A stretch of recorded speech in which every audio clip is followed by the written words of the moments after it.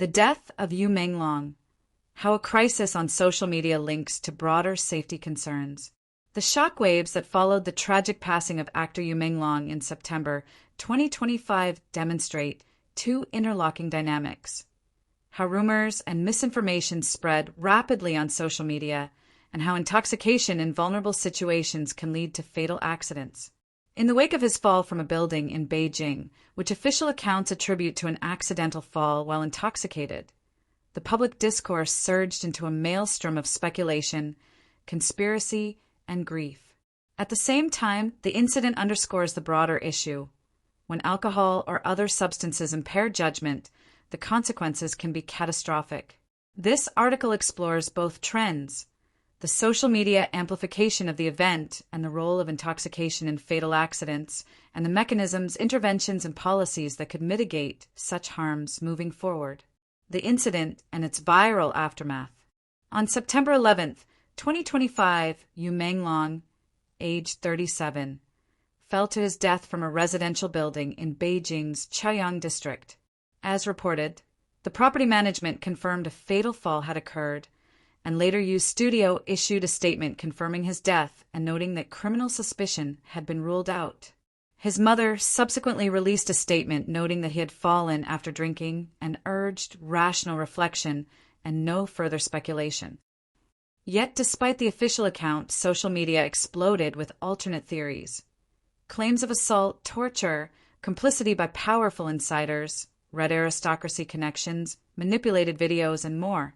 Authorities responded by removing large volumes of content, over 100,000 pieces of prohibited content, suspending accounts, disabling comments, and placing individuals under compulsory measures for fabricating and spreading rumors. What we see here is a textbook scenario of how a single tragic event becomes a prism for collective anxieties, power suspicions, and social media dynamics. The official narrative, intoxicated fall, competes with alternative narratives, cover-up, foul play, and the channel for competition is social platforms, posts, videos, clips, threads, and mass reactions. How rumors explode on social media. Why did this story ignite in the way it did? Several familiar mechanisms are at play. First, mis- and disinformation. Posts and videos circulated claiming that Yu was tortured, that CCTV footage had been edited, that powerful figures were behind it. These claims often arrived with little verifiable evidence, but they played into broader cultural narratives of mistrust, secrecy, and elite power. For example, one piece claimed a 17-person insider list in the entertainment industry tied to his death. Second, confirmation bias. People more readily accept information that confirms existing beliefs. For many netizens who are skeptical of official accounts or believe in hidden exploitation in the entertainment industry, the narrative of a cover-up felt plausible. Once the seed was planted, the story spread, compensated by selective sharing of evidence, alleged audio clips, shaky videos, and scant fact-checking. Third, sensational content and algorithmic amplification. Graphic imagery, dramatic videos of someone screaming before the fall, sensational captions, murdered star, cover up by red aristocracy, attract clicks, shares, comments. The more reaction, the more visibility. Even if the content is unverified, the platform mechanics reward engagement. Fourth, vacuum of authoritative detail. When official investigations provide little detail, as in this case, the summary finding of accidental fall while intoxicated, and when censorship or deletion of posts occurs, the vacuum becomes fertile ground for rumors. Some analysts noted that the topic was one of the most tightly censored in China recently. Fifth, mob dynamics and viral contagion. Once a narrative gains momentum, the context shifts from "did this happen" to "who is behind it," spawning networked mobilization, calls for boycott, hashtags, mass posts. For instance, millions of fans reportedly chose to boycott concerts or shows tied to his case. Together, these mechanisms create a potent mixture: a dramatic event plus ambiguous or partial official account plus sensational claims plus social platforms equals rapid proliferation of alternate narratives. The role of fact-checking, digital literature, and platform moderation. Given this dynamic, what protective mechanisms can help slow the spread of harmful rumors and false narratives? Fact-checking and verification. Independent fact-checkers, media outlets, and platforms must proactively investigate claims, flag false or misleading content, and provide context. In the Yu Menglong case, many rumors rely on innuendo or unverifiable sources. Fact-checkers could help clarify what is known and unknown. Transparency about the basis of statements helps. Digital literacy and public education. Users themselves need the skills to evaluate what they read online. Checking sources, asking who posted this, what is the motive, is there credible evidence, could this be a manipulated video? Building these skills helps reduce uncritical sharing of sensational claims. Platform moderation and algorithmic responsibility. Platforms can deprioritize content flagged as unverified or potentially harmful, label posts with that status, disable rapid mass sharing when something is trending, deploy friction, e.g., are you sure you want to share this? In this case, platforms reportedly removed many posts and suspended accounts. While the moderation itself raised concerns about free expression and censorship, it underscores that unchecked spread may have serious consequences. Transparency from authorities and institutions. When official entities provide more timely, clear, and credible information, the vacuum that fuels speculation shrinks. Even if full transparency is not possible, acknowledging uncertainty and what is being done helps. Yu Menglong's mother's statement urging rational reflection is an example of communicating. Preemptive crisis communications. For high-profile cases likely to trigger social media storm, having a plan to provide factual updates, clarify points, engage with media proactively can reduce the chance of rumors taking root uncontested. Community engagement and norms. Encouraging communities, fans, social groups to resist rumor-mongering, promote respectful discussion of loss and grief rather than speculation, and discourage clickbait-driven narratives is important. Some Reddit communities around this case have placed moderator notes discouraging unsubstantiated claims. In short, the amplification of false narratives is not simply a technological phenomenon, but a socio-cultural one. It requires a multi-pronged response: media literacy, platform policy, clearer institutional messaging, and community norms. Intoxication and fatal accidents, the hidden risk. Turning now to the second strand of the story, intoxication in precarious situations and the risk of fatal accident.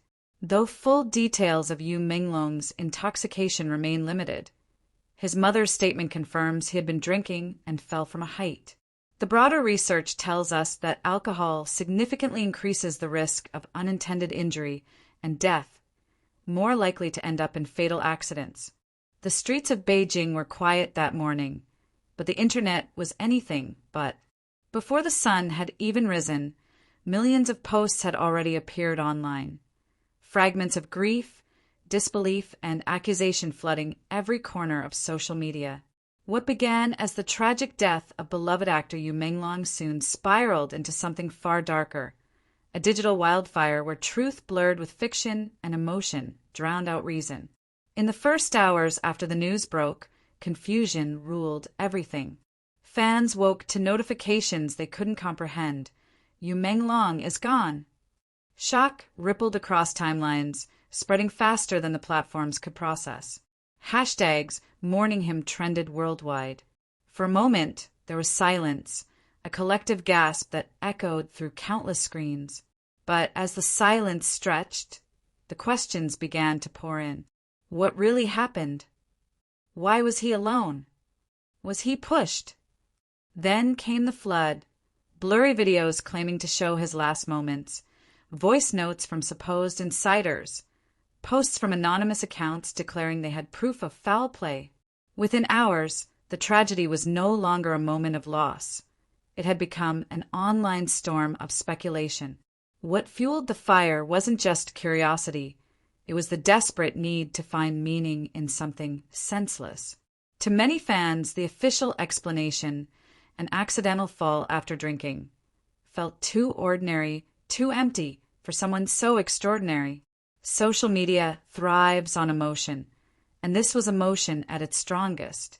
Every repost, every heart emoji, every tearful caption pushed the story further. The algorithms watched and learned. Grief and suspicion brought engagement. The more heartbreaking the content, the wider it spread. And so the truth, calm and simple, was buried under a mountain of dramatic edits, slowed down videos, and trembling voices crying for justice. Even the official statements, one from the police, another from U-Studio, and later his mother, were met with doubt. Many refused to believe. When posts began to disappear, people shouted censorship. Each deletion only confirmed in their minds that something was being hidden. If it's not true, why erase it? They asked.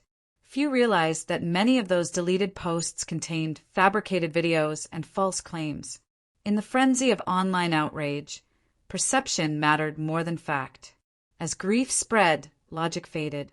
People began piecing together random moments from years past.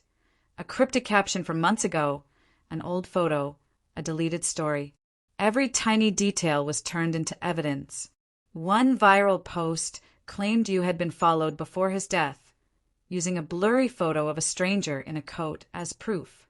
Another claimed to have discovered a final message he left behind, only for it to be traced to an old live stream edited out of context. Thousands believed it anyway. The truth was simple. You had been drinking with friends, returned home late, and fell from his balcony. There were no signs of a struggle, no signs of anyone else's involvement. But truth rarely competes well with tragedy that carries a hint of mystery. People didn't want facts, they wanted a story. Behind all the chaos was a real family trying to mourn. His mother's voice trembled when she finally spoke publicly. My son was not murdered. He fell after drinking. Please stop spreading lies and let him rest. Her words should have ended the storm. Instead, they sparked new waves of analysis. Some said she was coerced. Others accused her of hiding something. The cruelty of speculation turned a grieving mother into an object of suspicion. The internet, unable to accept a simple truth, tore open her wounds again and again. It became a double tragedy. The first was MENGLONG'S death. The second was what came after, a digital dissection of his memory. The same people who had adored him now helped to exploit his image, chasing engagement with every dramatic rumor. His name, once a symbol of joy, became a battlefield between truth and imagination. The internet has its own kind of gravity. Lies fall faster than facts because they shine brighter, burn hotter, and feel more exciting. A short, emotional clip always outperforms a calm press release. Platforms try to slow the damage with moderation, labeling false claims and removing misleading posts. But by the time correction arrives, the falsehood has already gone viral. Each deleted rumor spawns 10 new ones, each fact-check dismissed as propaganda by those too invested to change their minds. In a world addicted to outrage, truth has no viral power. It doesn't scream, it whispers, and whispers can't compete with thunder. Amid the noise, few paused to look at what had actually caused the tragedy: intoxication. The simplest, saddest cause of all. Alcohol plays a silent role in countless accidental deaths each year, yet it rarely draws attention. When a famous life ends this way, people search for conspiracy because the truth feels too fragile to accept. But alcohol is ruthless. It distorts judgment, dulls reflexes, and blurs perception. A single misstep near a balcony or staircase can turn fatal. Had you been with someone sober enough to notice his condition, or had the balcony been built with stronger safety barriers, perhaps things might have turned out differently. These are quiet truths, ones that could save lives if people shared them as widely as rumors. Yet the online world does not reward reflection. It rewards emotion. It celebrates noise. The conversations that could have led to awareness about responsible drinking or safety around heights were drowned out by debates over conspiracies. To change this cycle, something deeper must shift, not just in the platforms we use, but in the people who use them. We need empathy, the kind that remembers that behind every trending topic, there's a human being and a family struggling to breathe through grief. We need to learn to pause before reposting, to question sources, to value facts as much as feelings. Platforms must take more responsibility too, shaping algorithms that elevate credible information over click-driven chaos. The death of Yu Menglong was not just a personal loss. It became a mirror reflecting how modern society consumes tragedy, how quickly compassion turns to speculation and mourning to mania. In the end, what this story leaves behind is a lesson written in sorrow. It reminds us that truth is delicate, that grief is not entertainment, and that every repost carries weight. The internet can be a place of collective healing or collective harm. The choice belongs to us. Perhaps the greatest tribute to Yu Menglong is not another hashtag or theory, but a quiet promise to verify before sharing, to grieve without accusing, and to honor truth over noise. Because in a world that moves at the speed of rumor, holding on to reality might be the most loving thing we can do.